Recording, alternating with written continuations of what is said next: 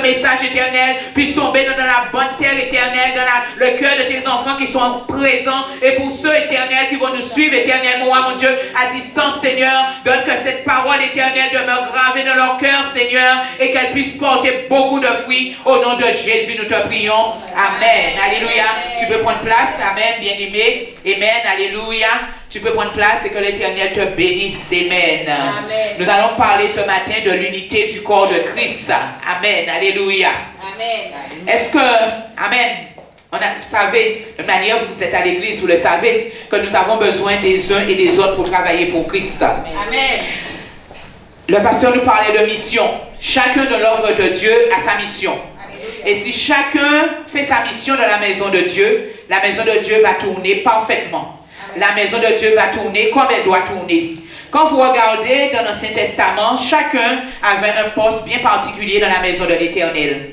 Il y avait des portiers, ceux qui étaient chargés de se tenir au temple de l'Assemblée de l'Éternel, aux portes du temple, et c'était leur fonction perpétuelle. Il y avait aussi ceux qui étaient chantres, amen. Leur devoir, leur tâche, leur mission, c'était de chanter pour l'Éternel jour et nuit. Il y a quelque chose que David avait mis en place dans la maison de l'Éternel, c'est que la louange et l'adoration ne s'arrêtent jamais. Que les chantres, amen, ceux qui sont appelés à la louange et l'adoration de la maison de Dieu, qu'ils puissent louer, qu'ils puissent adorer Dieu jour et nuit. Amen, alléluia. Il y avait aussi dans la maison de Dieu les Lévites. Leur fonction, c'était d'assister les sacrificateurs dans leur mission, d'aider, de préparer pour les holocaustes. Amen, alléluia. Chacun avait une mission bien particulière. Et il y avait aussi les sacrificateurs. Leur devoir, leur mission, c'était de présenter les sacrifices, de faire l'holocauste, les holocaustes d'expiation en faveur du peuple. Amen, alléluia. Amen. Les fonctions ne pouvaient pas s'intervertir. C'est-à-dire qu'un lévite ne pouvait pas décider qu'il prenait la fonction de sacrificateur, parce que l'Éternel pouvait le frapper à cause de cela. Et le sacrificateur, s'il ne faisait pas sa fonction, l'Éternel pouvait le frapper à cause de cela. Le sacrificateur, lorsqu'il entrait dans le Saint des Saints, il y avait toute une préparation de sa part. Parce que c'est lui qui allait se présenter devant Dieu pour le péché du peuple, pour le fardeau du peuple. S'il n'était pas convenablement préparé, il pouvait recevoir la mort. Amen. Alléluia. Amen. On voit que le corps de Christ, le corps de Dieu, le temple de Dieu dans l'Ancien Testament était parfaitement organisé. Chacun avait sa tâche, chacun avait sa fonction. Amen. Il y avait des prophètes qui étaient chargés d'aller parler de la part de Dieu. Amen. Alléluia. Les prophètes aussi avaient leurs assistants. Amen. Comme on le voit, par exemple, pour Élie et pour Josué. Amen. Les choses étaient parfaitement organisées dans la maison de Dieu. Il y avait des temps où tu pouvais rentrer dans le Saint des Saints. Il y avait des temps où tu ne pouvais pas rentrer. Amen. Et le peuple ne pouvait pas se donner la mission d'entrer dans le temple. Le peuple, qu'est-ce qu'il faisait? Il restait dehors. Lorsque nous voyons, lorsque Zacharie a été visité dans le temple, amen, alléluia, on nous dit que le peuple était dehors et ils attendaient que Zacharie sorte. Et lorsqu'ils ont vu que Zacharie est sorti, la manière dont Zacharie est sorti, ils ont compris que Zacharie a été visité, que l'ange était venu lui parler. Amen. Un ange, quelqu'un du peuple ne peut pas prendre la fonction de sacrificateur. Il y avait un roi qui l'avait fait dans la Bible. Il avait pris la place du sacrificateur et l'Éternel l'avait frappé de lèpre. Frères et sœurs, cet exemple que nous avons dans le Saint Testament, c'est exactement la même chose dans le Nouveau Testament. Dans le Nouveau Testament, l'Église de Christ, c'est le corps. Amen. Et le corps de Christ est divisé en membres. Les membres, c'est vous, mon frère, ma soeur. Amen. Chacun de vous qui êtes ici aujourd'hui, vous avez une mission, vous avez une tâche à faire dans la maison de l'Éternel. Mais ce n'est pas parce que chacun a sa mission, que chacun a sa tâche dans la maison de l'Éternel, que la maison de l'Éternel est divisée. Ce n'est pas parce que chacun a sa mission dans la maison de l'Éternel, chacun a sa tâche dans la maison de l'Éternel, que le corps de Christ est divisé. Bien au contraire, lorsque chacun fait sa mission, lorsque chacun fait sa tâche dans la maison de l'Éternel, c'est quand le corps de Christ est uni. Lorsque tout est en route, lorsque tout est en marche, lorsque chacun respecte sa mission, lorsque chacun respecte son engagement, l'unité du corps de Christ est là. Parce que chacun est à son poste. Imagine une sentinelle. On voit dans l'Ancien Testament que les sentinelles, ils se mettaient sous la tour de garde. Et ils étaient en train de veiller. Leur rôle, c'était de veiller et de regarder lorsqu'il y avait une attaque, lorsqu'il y avait une invasion à venir. Et lorsqu'ils voyaient de loin l'invasion, l'attaque venir, leur rôle, c'était d'aller prévenir le peuple, d'aller prévenir l'armée, pour que l'armée se prépare au combat. C'est qu'il y avait un danger qui venait. Mais mon frère, ma soeur, imagine que le danger arrive. Le danger est déjà arrivé aux portes de la ville et le sentinelle est en train de dormir. Tout le peuple est en danger. Le peuple risque la mort. Le peuple risque de passer, mon frère, ma soeur, sous les mains de l'assaillant. C'est exactement pour nous la même chose, mon frère, ma soeur. Toi qui es intercesseur dans une église, le problème c'est que nous, lorsqu'on nous donne une mission dans une église, on veut parfois la mission de notre. On voit que notre mission est trop petite, on aurait voulu une mission plus grande. On aurait voulu une mission plus importante.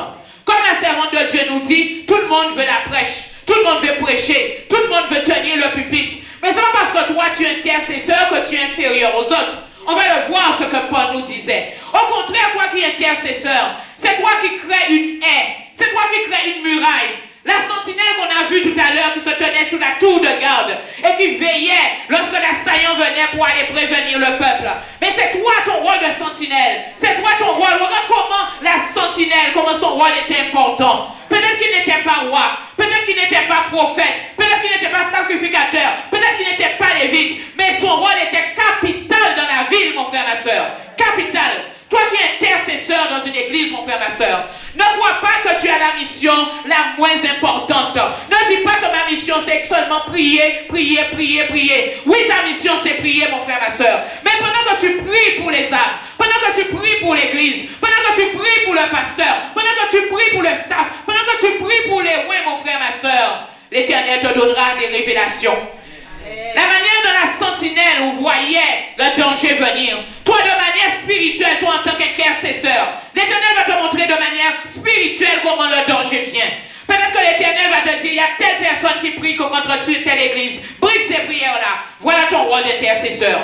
Il faut voir que ton rôle, mon frère, ma soeur, quel qu'il soit dans l'église, mon frère, ma soeur, ça a de l'importance à de la priorité aux yeux de Dieu. Même si c'est le nettoyage qu'on t'a donné à faire, mon frère, ma soeur, c'est un nettoyage est capital, mon frère, ma soeur. Regarde Zacharie lorsqu'il était dans le temple. Il était en train de faire le service. Mais c'est ce jour-là, pendant qu'il était en train de faire le service dans la maison de l'Éternel, que l'Éternel est venu le visiter à travers un ange et lui dire que tu auras un fils, tu l'appelleras Jean, et il sera une grande révélation pour le peuple. Regardez la mission de Jean-Baptiste, préparer les chemins du Seigneur. Pendant que tu es en train de nettoyer, qui te dit que non, je ne peux pas te visiter? Qui te dit que non, je ne peux pas, que tu ne peux pas envoyer un ange t'envoyer ta bénédiction? C'est lorsque Zacharie était dans le temple, lui et sa femme, Élisabeth, mon frère, ma soeur, ils étaient, mon frère, ma soeur, dans la stérilité depuis des années. La Bible nous dit qu'ils étaient déjà devenus vieux. Mais c'est pendant qu'ils faisaient le service, mon frère, ma soeur, que l'Éternel a décidé un jour de venir le bénir, de venir lui donner une prophétie, mon frère, ma soeur. Mon frère, ma soeur, Dieu donne les missions, les tâches dans l'église comme il le veut, mon frère, ma soeur. S'il t'a choisi, tu n'as qu'à dire, comme Marie, je suis la servante de Dieu, qu'il me soit fait selon la volonté du Seigneur. Amen. Elle avait une tâche, cette femme, elle avait une mission, c'était de porter le Sauveur pour le salut de l'humanité. On va dire que si elle avait refusé l'Éternel, elle aurait peut-être trouvé une autre vierge. Mais parce qu'elle a accepté, elle est rentrée dans sa mission, elle est rentrée dans sa bénédiction, mon frère, ma soeur. Ne laisse pas Satan te faire voir que la mission que l'Éternel te donne dans l'église, que c'est pas à ta hauteur, que tu mérites mieux, mon frère. C'est en commençant petit que tu peux commencer, que tu peux devenir à la grandeur. Tant de pasteurs qui sont maintenant pasteurs, ils ont commencé à nettoyer les églises. Ils ont commencé à nettoyer les toilettes. C'est eux, lorsqu'on faisait la délivrance des âmes, qui venaient avec la serpillière et ramassaient tout ce que les âmes avaient rendu, mon frère, ma soeur. L'Éternel peut te faire commencer petit, mon frère, ma soeur, et arriver à la grandeur. Regarde l'exemple de David. Quelle était sa mission à un certain moment? C'était de surveiller les troupeaux de son père. Il était berger, David. Mais en acceptant son rôle de berger, pendant que ses frères et sœurs étaient à la maison, lui, il subissait le froid, mon frère, ma soeur, dans la forêt. Il surveillait le berger, les troupeaux de ses parents. Dieu l'a fait accéder à la grandeur. Amen. Ce que tu fais dans la maison de Dieu, mon frère, ma soeur, c'est pour ta formation. Amen. Ce que tu fais dans la maison de Dieu, c'est pour ton élévation. Amen. Un jour, l'Éternel va te récompenser. Il va te donner la bénédiction à travers le travail que tu as fait dans sa maison. David était peut-être dans la forêt, en train de surveiller le troupeau de son père. Mais l'Éternel localisait David déjà là où il était. Lorsque Samuel a cru que c'était ceux qui étaient grands que l'Éternel avait choisi, l'Éternel a dit, je n'ai choisi aucun d'eux, puisque moi je regarde au cœur. Toi tu regardes à l'apparence, mais moi je regarde au cœur. Dans la forêt là où il était, l'Éternel avait déjà localisé David. David, son père, ne l'estimait pas. Qu'est-ce qu'il a dit? Il reste le petit, il reste le dernier. Voilà comment on voyait David, le petit, le dernier. Mais Dieu voyait déjà David comme quelqu'un de grand, comme quelqu'un d'élevé, mon frère, ma soeur. Alléluia. Amen. Mon frère, ma soeur, si de seul cœur, nous faisons l'œuvre de Dieu, chacun selon sa mission. Le corps de Christ est uni, mon frère, ma soeur. Le corps de Christ est uni. Lorsque Israël, mon frère, ma soeur, devait aller à la bataille, David, en tant que guerrier, s'il n'y allait pas, le peuple aurait été en danger, le peuple aurait été tué. Mais David a toujours pris sa mission à cœur et il allait devant le peuple, il allait à la bataille, mon frère, ma soeur. Chacun dans l'église a une tâche, chacun dans l'église a une mission, mais c'est pour le bien du corps de Christ. Il y a ceux qui peuvent prophétiser, il y a ceux qui peuvent parler en langue, mais Dieu peut donner à un autre dans l'assemblée le don de l'interprétation des langues. Amen. Toi, tu peux parler en langue et tu veux que l'Éternel te donne l'interprétation des langues. C'est possible. Il y a des gens qui parlent en langue, mais qui interprètent aussi. Mais l'Éternel peut permettre à quelqu'un de parler en langue, et quelqu'un qui est dans l'assemblée peut avoir la révélation de langue de ce qui a été dit, n'est-ce pas? Amen. Chacun sa mission. Si celui qui parle en langue ne parle pas, comment celui qui a reçu le don de l'interprétation des langues peut interpréter? Amen. L'Église perd. Amen. Alléluia. Amen. Et si celui qui parle, amen, l'autre qui a la révélation de l'interprétation des langues ne parle pas, le peuple n'est pas édifié. Amen, alléluia. Amen. Que chacun prenne sa mission à cœur. Que chacun prenne sa cause à cœur. L'Éternel t'a mis pour l'instant. Chante Dieu de tout ton cœur. Fais le travail de Dieu de la meilleure manière que tu peux faire. L'Éternel va te bénir, il va te remplir. Le Saint-Esprit va te donner une voix exceptionnelle. Le Saint-Esprit va t'élever dans des niveaux élevés parce que tu prends son travail à cœur. Amen. Parfois la jalousie nous fait combattre la mission de l'autre dans l'église. Alors que l'Éternel ne nous a pas appelés à ça. Amen. Ta mission c'est ta mission, ma mission c'est ma mission. La mission de l'autre c'est sa mission. La mission d'une autre personne c'est sa mission. Mais parfois on est jaloux. On se dit, ah, si c'est moi qui pouvais être à la place d'un tel, si c'est moi qui pouvais faire le travail d'un tel, si c'est moi qui pouvais faire ce qu'un tel fait, parfois on va te le donner, après on va te le donner. Amen. Ce sera trop lourd pour toi. Tu vas peut-être combattre cette personne dans le monde spirituel pour pouvoir avoir cette place, mais ce sera trop lourd pour toi. Tu ne pourras pas le porter parce qu'initialement ce n'était pas à toi qu'on avait donné cette tâche, mon frère, ma soeur. Que chacun respecte la mission que l'Éternel lui a donnée dans l'église. 1 Corinthiens 12, verset 14, la Bible nous dit, en effet, le corps est un, tout en ayant plusieurs membres, et comme tous les membres du corps, malgré leur nombre, ne sont qu'un seul corps, ainsi est-il de Christ. Amen. Amen. Quel que soit ce que tu fais dans l'église, c'est toujours pour le corps du Christ. Amen. Nous sommes l'église Mon Rédempteur Vie. Il peut y avoir une église à côté, une église là-bas. C'est toujours le corps de Christ. C'est pas parce qu'il y a plusieurs églises dans un arrondissement que le corps de Christ est divisé. L'essentiel, c'est que chacun fasse sa mission. Peut-être cette église, Dieu lui a donné plutôt un ministère de délivrance. Cette église, l'Éternel lui a donné ce ministère-là. Il doit rester dessus. Peut-être qu'il y a une autre église, c'est l'onction de la prophétie. Cette église doit poursuivre l'onction de la prophétie. Parce que quelque part dans le pays, il y a des hommes qui en ont besoin. Le peuple en a besoin. Peut-être qu'il y a quelqu'un qui est désespéré, qui est découragé. Cette prophétie en a besoin. Peut-être qu'il y a quelqu'un qui est sous la domination des démons. Cette église de délivrance, cette personne qui en a besoin. Amen. Mais les gens veulent se remplir, ne pas rester dans la mission que l'Éternel leur a donnée. Amen. Et c'est pour ça qu'on arrive à des batailles dans le corps de Christ. Alors que Christ, Jésus-Christ de Nazareth, n'a jamais voulu que son corps soit divisé. Lorsqu'il montait vers son Père, il a dit, Seigneur, que tout soit un. Je n'en ai perdu aucun, que tout soit un. Même Jésus-Christ de Nazareth a prié pour l'unité de l'Église. Jésus-Christ de Nazareth a prié pour l'unité de son corps. Amen. Alléluia. Que chacun reste dans sa mission, continue dans sa mission. Amen. Amen. Le verset 13 nous dit, car c'est dans un seul esprit que nous tous, pour être un seul corps, avons été baptisés. Soit juifs, soit grecs, soit esclaves, soit libres, nous avons tous été abreuvés d'un seul esprit. Amen. Amen. Juifs, grecs, esclaves ou libres. Toi, chante, musicien, diacre, intercesseur, évangéliste, pasteur, peu importe. L'essentiel, c'est le corps de Christ. L'essentiel, c'est que l'évangile soit proclamé. L'essentiel, c'est que l'œuvre de Christ avance. Si chacun fait sa mission, l'œuvre de Christ va avancer.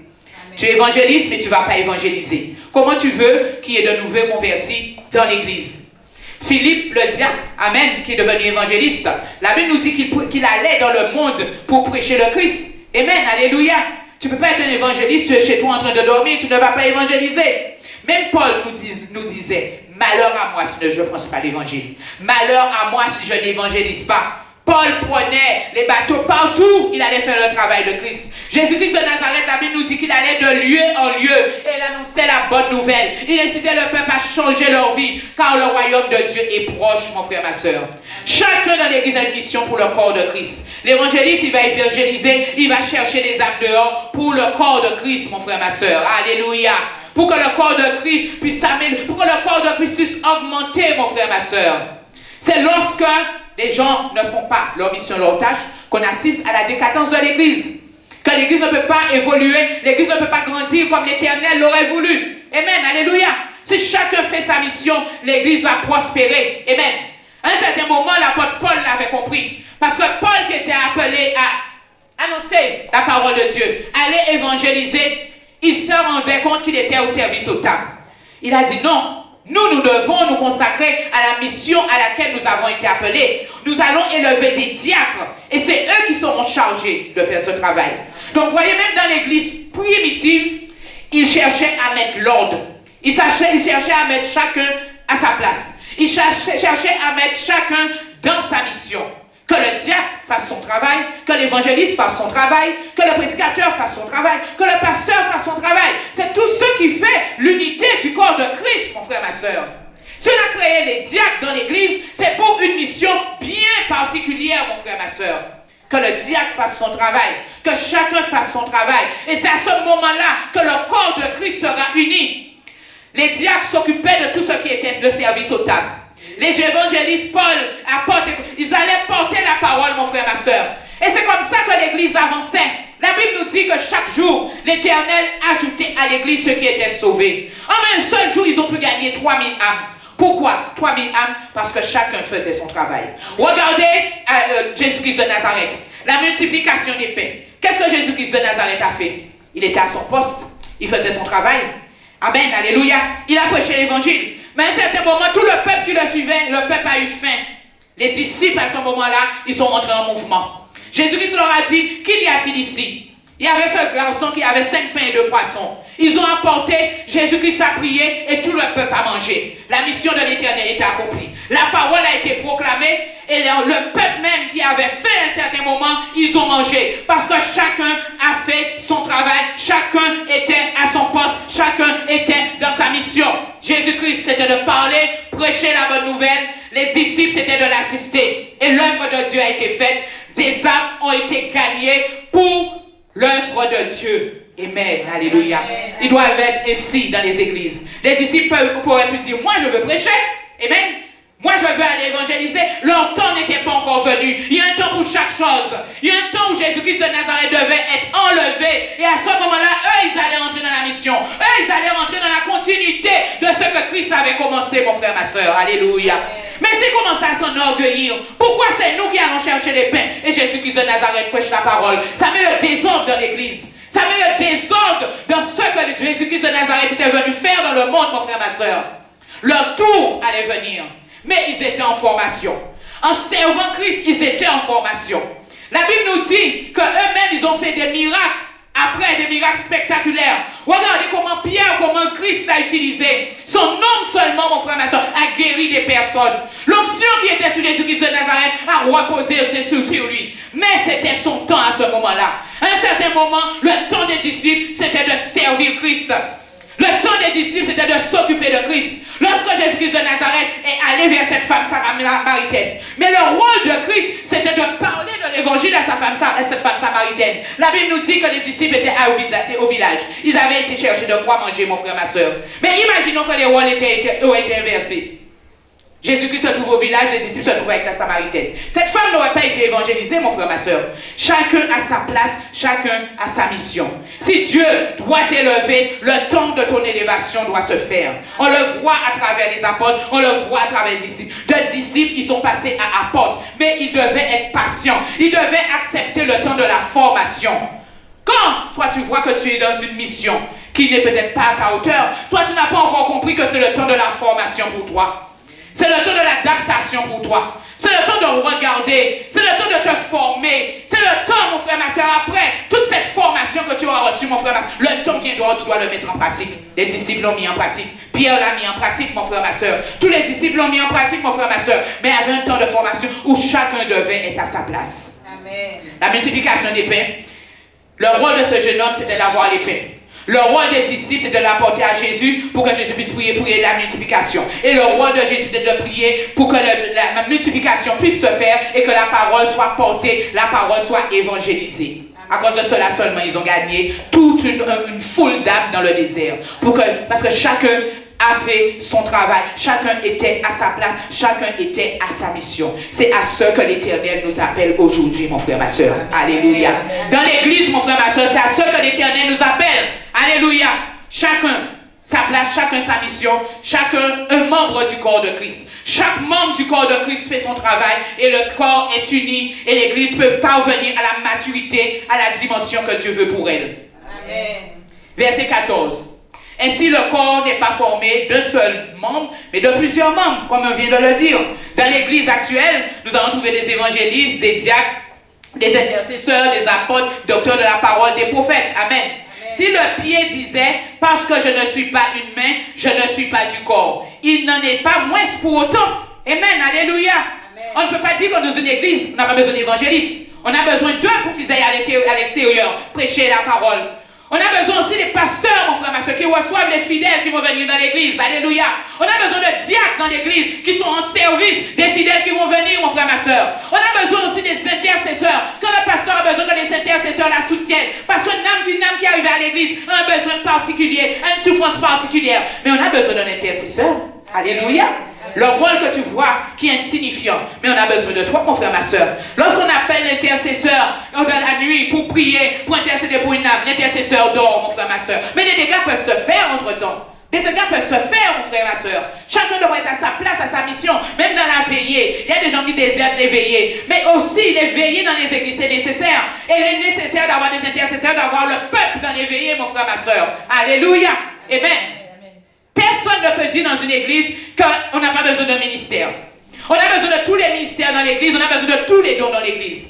Tous les dons particuliers, on en a besoin dans l'église. Tous les ministères, on en a besoin dans l'église. Alléluia. Chaque personne à qui Dieu a donné une mission, a donné une tâche dans l'église, on en a besoin. Sinon, le corps de Christ est déséquilibré.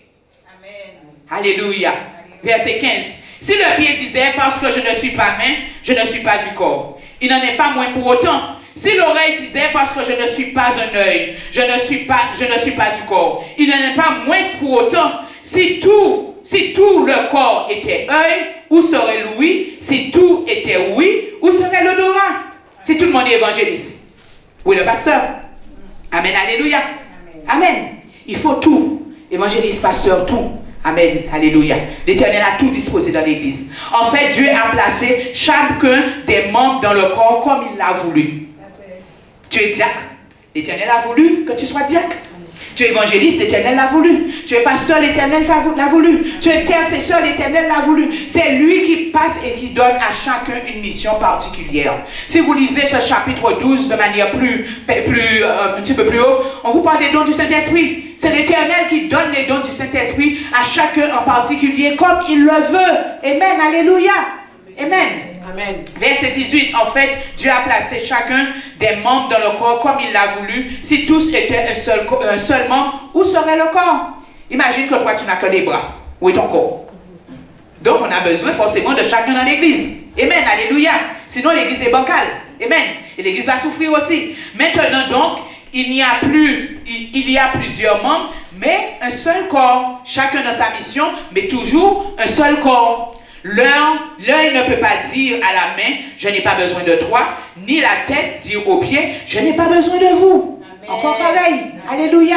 Tu vas dire à l'évangéliste, je ne sais pas, au diacre, je n'ai pas besoin de toi. Parce que c'est quand tout est en place, tout est formé, que le corps de Christ est équilibré. Mais bien plutôt, les membres du corps qui paraissent être les plus faibles sont nécessaires. Ce que je disais tout à l'heure. Peut-être que toi, tu vois que tu nettoies l'église, tu n'es pas nécessaire. Non, tu es nécessaire, mon frère, ma soeur. Parce qu'on va venir ici, si ce n'est pas nettoyé, on ne pourra pas rester. Amen, alléluia. Quelle que soit la tâche qu'on t'a donnée, c'est nécessaire. Amen. Alléluia. Verset 23, et ceux que nous estimions être les moins honorables du corps, nous les entourons d'un plus grand honneur. Ainsi, nos membres les moins décents sont traités avec le plus de décence, tandis que ceux qui sont décents en ont moins. Amen. Amen. Je suis sûr que vous, dans le corps, je parle du corps physique, pas de l'église, vous faites particulièrement attention à vos yeux. Parce que vous savez que si vous n'avez pas les yeux, vous ne pouvez pas aller à certains endroits, vous ne pouvez pas faire certaines choses, vous ne pouvez pas travailler et tout. Il y a des membres de votre corps à qui vous donnez un honneur particulier. Amen. La Bible nous dit, Paul nous dit, les membres les plus faibles. Amen. Alléluia. Les yeux, c'est fragile, n'est-ce pas? Mais vous leur donnez une attention particulière. Amen. Si vous avez un problème à l'oreille, vous allez donner une attention particulière. Parce que vous savez que si vous n'entendez pas, vous serez amputé de beaucoup de choses. Il y a beaucoup de choses qui vont vous passer dessus et que vous ne serez pas informés. Amen. Vos membres les plus faibles, vous leur accordez une attention particulière. Parce que vous savez que ce sont des organes sensibles, ce sont des organes vitaux et vous en avez besoin pour vivre. Il y a des gens, on leur a enlevé certains organes dans le corps, mais ce n'est pas pour ça qu'ils ne vivent pas. Amen. Mais il y a des organes, quand on te les enlève, tu vois le manque. Tu sens la douleur et tu sens que tu as un handicap par rapport à ça. Et tu sais que si tu le perds, ce sera vraiment très difficile pour toi. Donc tu leur donnes un plus grand honneur. N'est-ce pas? Amen. Amen. Alléluia. Verset 24, je pense que nous étions. Amen. Tandis que ceux qui sont décents n'en ont pas besoin. Dieu a disposé le corps de manière à donner plus d'honneur à ceux qui en manquaient, afin qu'il n'y ait pas de division dans le corps, mais que les membres aient également soin les uns des autres. Si un membre souffre, tout le corps souffre avec lui. Amen. Alléluia. N'est-ce pas? Si tu as quelque chose qui te fait mal, amen, tu vas voir que la douleur va se répandre. Amen. Moi, j'ai eu une petite grippe la dernière fois, j'ai eu la fièvre. Vous voyez, mon nez même qui était attaqué par la grippe, tout mon corps était affecté parce que j'avais la fièvre. Amen. Tout mon corps souffrait. Pourquoi? Parce que j'avais la grippe. Amen. Alléluia. Amen. Donc, le verset 26 nous dit, si un membre souffre, tous les membres du corps souffrent avec lui. Et si un membre est honoré, tous les membres se réjouissent avec lui. Vous êtes le corps du Christ, vous êtes ses membres, chacun pour sa part. Amen. Amen. Alléluia. Et là, Paul nous parle de la colonne, enfin la manière, la structure de l'Église. Et Dieu a établi dans l'Église, premièrement, apôtre, deuxièmement, prophète, troisièmement, docteur. Ensuite, il y a le don de miracle, le don de guérir, de secourir, de gouverner, de parler diverses sortes de langues. Nous avons besoin de tous ces dons, de tous ces talents dans l'Église. Amen. Amen. Sont-ils tous apôtres? Sont-ils tous prophètes? Sont-ils tous docteurs? Font-ils tous des miracles? Ont-ils des dons de guérison? Tous parlent-ils des langues? Tous interprètent-ils? Non. Aspirez aux dons les meilleurs et je vais encore vous montrer la voie d'excellence. Amen. Amen. Paul nous montre la diversité de dons, tout ce qu'il doit y avoir dans l'Église. Amen. Mais Dieu donne cette mission à chacun de l'Église. C'est à chacun de prendre cette mission à cœur, c'est à chacun de prendre sa tâche à cœur et c'est à ce moment-là que l'Église est structurée et que l'Église peut grandir. Amen. Amen. L'apôtre sa place, l'évangéliste sa place, le docteur sa place, le diacre sa place. Amen.